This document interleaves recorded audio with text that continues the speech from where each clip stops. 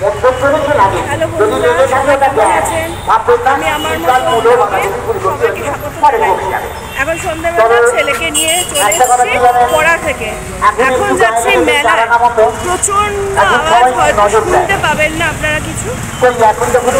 মেলায় যাই, অবস্থাটা কেমন শুনতে পাচ্ছেন? কিছু শুনতে পাচ্ছি না। চলুন মেলা ঘুরে আসি। আমি কি করবো বলুন, এটা ম্যানেজ করবো। আমার হাতে কি করা আছে, আমি মোবাইল আছে, আমি কি করতে পারবো?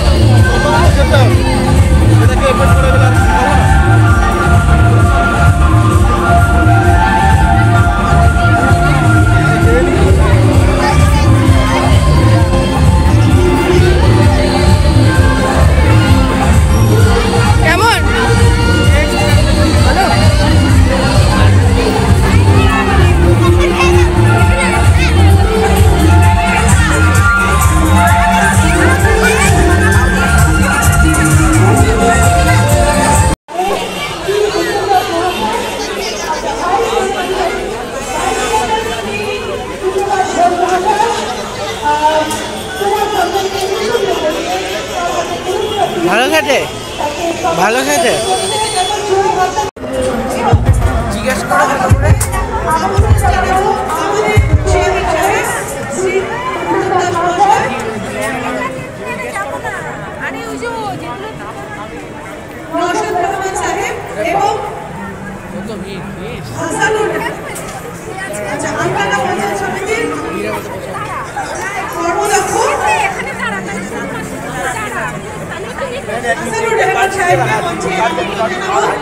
এবং মঞ্চে আছেন আমাদের চেয়ারম্যান সাহেব শ্রী উত্তম দাস মহাশয়, তার সাথে আছেন ভাইস চেয়ারম্যান শ্রী সুপ্রভাত ঘোষ মহাশয় এবং সত্যি আপ্লুত। এখন একটি বিশেষ পারফরমেন্স হবে, আপনারা শুনবেন একজন বিশেষ শিল্পীর গান এবং তারপরে আমাদের মধ্যে মঞ্চে উপস্থিত হবেন পটলডাঙ্গা টেনিরা। পটলডাঙ্গা টেনিরা সবাই চেনেন তো? আসছেন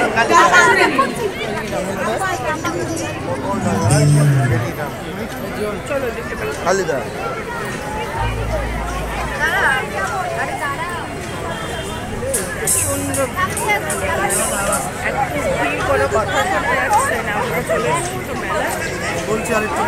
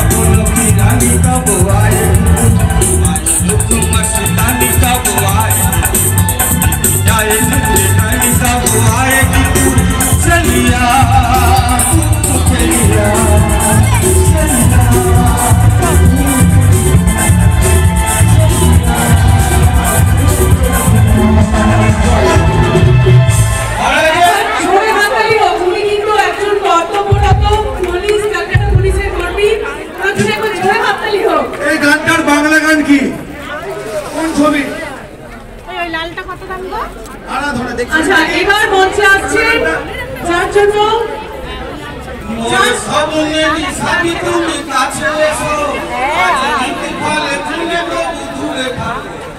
যার জন্য এতক্ষণ ধরে আপনারা অপেক্ষা করছিলেন সেই যার কথা বললাম পটল ডায়মন্ড টেরিনা কে বলুন তো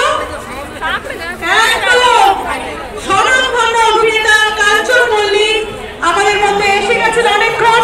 আমি অনুরোধ করব আপনি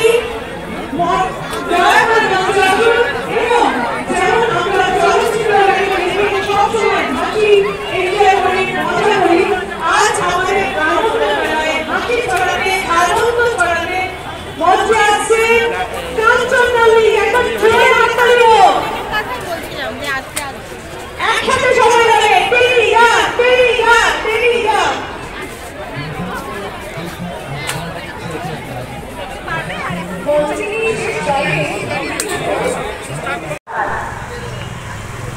মেলা থেকে বেরিয়ে এসেছি, এত আওয়াজ এত ভিড় হয়েছে আজকে, তো প্রচণ্ড আওয়াজে কিচ্ছু শোনা যাচ্ছিল না। মেলা থেকে বেরিয়ে চলে এসেছি, দেখেছেন আমাদের সাজিয়েছে চারিদিকে। তখন কিন্তু মা মনটা হাসতে যেত, মা তখন পাশের বাড়ি দৌড়ে দৌড়ে বলবি দেখুন আমার ছেলে যাচ্ছে, ছেলে তো না যেন আরো কিন্তু আমি মাকে বলতাম, মা এই চেহারার জন্য তুমি দুঃখ করো না মা। চারিদিকে ক্রিসমাস থেকে চলে এই মেলাটা চলছে, 31 অব্দিও মনে চলবে এবং তারপরে অব্দিও হয়তো চলবে। এত সুন্দর সাজিয়েছে চারিদিকে, আর চারিদিকে মাইক কিচ্ছু শোনা যাচ্ছে, এত আওয়াজ করছে। মেলাতেই অনেকটা সময় কাটিয়েছি, এত আওয়াজ এত আওয়াজ। আমি এখনো ভগবানকে বলি বাহ বাহ বাহ ভগবান বাহ, একবার চেক করতে পারলে না। আচ্ছা পাঠিয়ে দিলে আমার কথা শোনা যাচ্ছে, জানি না শোনা যাচ্ছে কিনা। আপনাদের তো বলাই হয়নি যে আমি কোথায় থাকি। আমি সে বিখ্যাত শহরে থাকি, আমার ভালোবাসার শহর ব্যারাকপুর। সেই বিখ্যাত শহরে থাকি যেখানে বিখ্যাত বিখ্যাত জায়গা রয়েছে, যেমন গান্ধীঘাট রয়েছে, মঙ্গলপাণ্ডে ঘাট রয়েছে, অন্নপূর্ণা ঘাট রয়েছে, ঐতিহাসিক জায়গা, আমাদের লাটবাগান রয়েছে। কখনো যদি সময় তাহলে কিচ্ছু শোনা সেই সব জায়গা আপনাদের হচ্ছে ঘুরে দেখাবো। এখন হয়ে গেছে প্রায় দুপুরের কাছাকাছি, একটা বাজে। এই এতগুলো জামা কাপড় তুললাম, এবার এগুলোকে নিচে পাঠাবো। তারপরে আবার কিছু জামা কাপড় কিনেছি। বাবুই জামা কাপড় নিয়ে যেত। এবারে হচ্ছে জামা কাপড়গুলো এগুলো ভালো করে ধর, পড়ে যাবে, আস্তে করে নাম, পড়ে যাস না যেন। তো এই জামা কাপড়গুলো নিচে পাঠিয়ে দিলাম। আবার এই বালতিতে এক বালতি বলতে স্নানের পরে যেটুকু সেইটুকু জামা কাপড় মেলে দেবো আবার, বুঝলেন।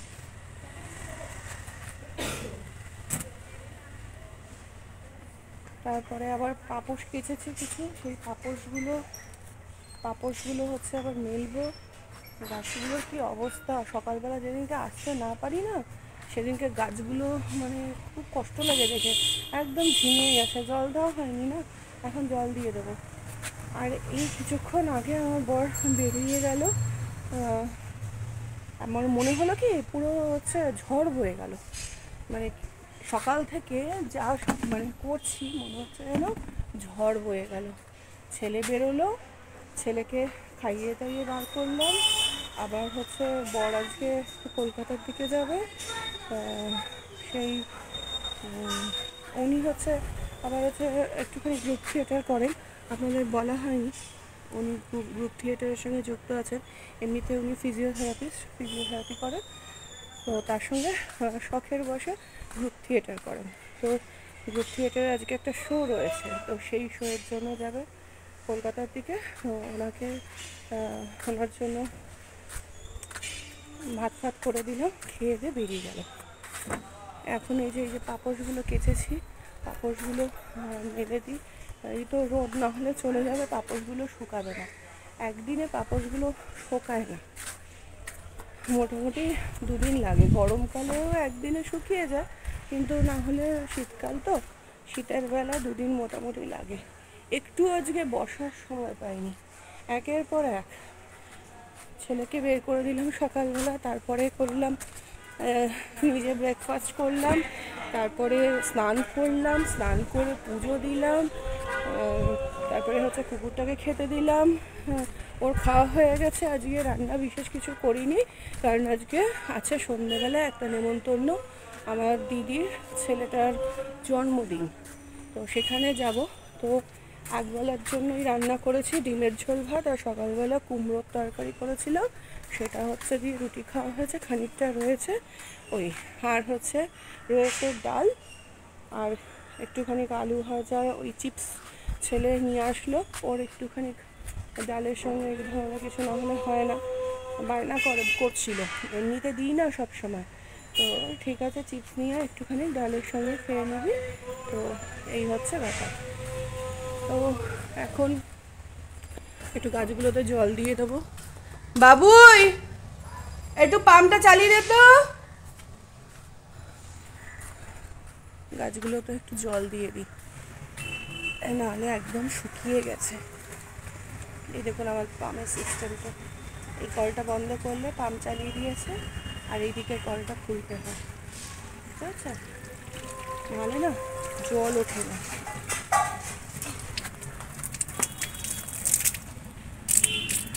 অনেকে বলবেন যে দুপুরবেলা গাছগুলোতে জল দিচ্ছ, গাছগুলো মরে যাবে না, না মরে না। বাচ্চাদের যেরকম আপনারা রাখেন, যেরকম যত্নআত্তি করেন, যেরকম অভ্যাস করেন, আমি আমার গাছগুলোকে সেইভাবে অভ্যাস করাই। মানে এরা হচ্ছে আমার সন্তানের মতো, এদেরকে যা অভ্যাস করে সেরকম। হ্যাঁ, একটা জিনিস যেটা করি সেটা হচ্ছে যে পুরো দেখুন গাছগুলোকে, দেখতে পাচ্ছেন গাছগুলোকে পুরো ধুয়ে স্নান করিয়ে দেবো, যাতে হচ্ছে হিটটা, পাতার হিট আর হচ্ছে মাটির হিট, এই দুটো হিট এক থাকে।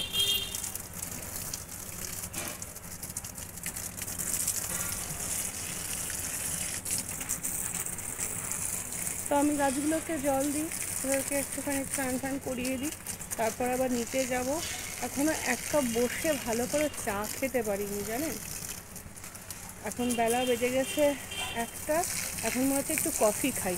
নিচে দুধটা বসিয়ে দিয়েছি, ও দুধটা না পুড়ে যাবে, এবার মনে হয় একদম স্লো করে বসিয়ে দিয়ে এসছি। ঠিক আছে চলুন, আবার হচ্ছে পরে দেখা হচ্ছে। ভাবি ভাবি ওই দুধটা একটু বন্ধ করে দে না, দুধটা, পাম্পটা না, দুধটা বন্ধ করে দে, পাম্পটা চালা। ছেলে পড়া থেকে চলে এসছে, স্নান টান করে নিল, একটুখানি রেস্ট করবে, জানি একটু টিভি দেখার জন্য বায়না করবে, যেহেতু এখন ক্রিসমাসের ছুটিটা চলছে তো সবসময় বাড়িতে থাকে না।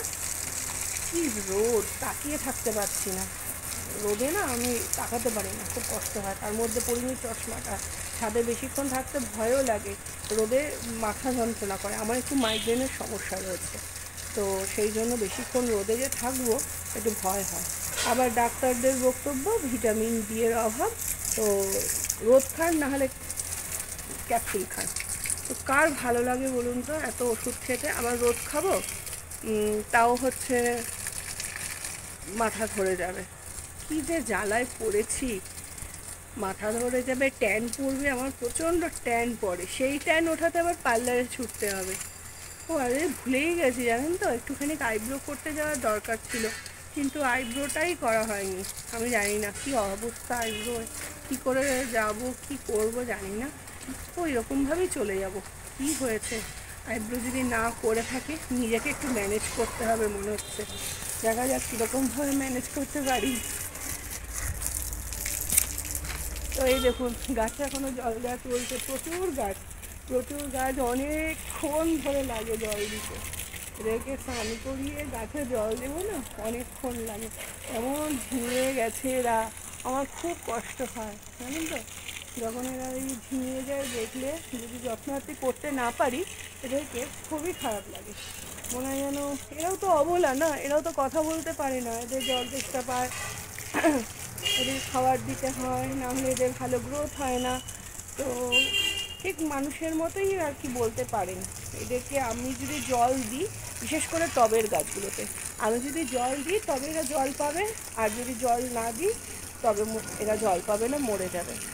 গরমকালে খুব মানে কি বলবো, নিজের যখন তেষ্টা পায় তখন মনে হয় যে আমার গাছগুলোরও তো তাহলে তেষ্টা পাচ্ছে, তো তাদেরকেও তো জল দিতে হবে।